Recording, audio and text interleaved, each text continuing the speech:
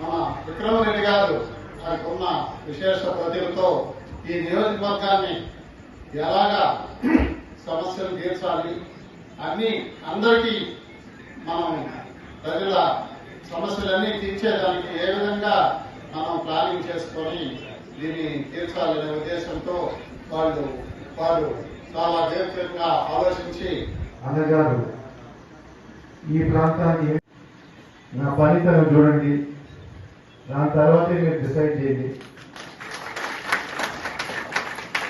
నేను ఎంతవరకు ఏ విధంగా ప్రజలందరికీ బాగా చేయగలుగుతాను, పార్టీకి అండగా నిలబడి ఏం చేయగలుగుతాను, మన పార్టీ మళ్ళీ ఈ ప్రాంతంలో ఈ మండలంలో మళ్ళీ పెద్ద మెజారిటీ ఏ విధంగా మీరు ఎట్లా తీసుకొస్తారో మీరే చూడండి అని చెప్పితే సరేగా మీ ఇష్టం అండి.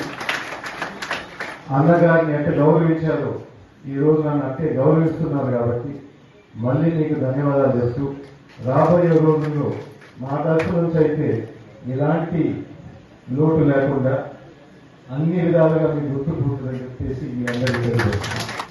అండగా నడిచిన దానికి రాబోయే రోజులు అందరికీ మంచి రోజులు ఉంటాయని చెప్పి ఈ సంబంధం ద్వారా తెలుస్తున్నాను.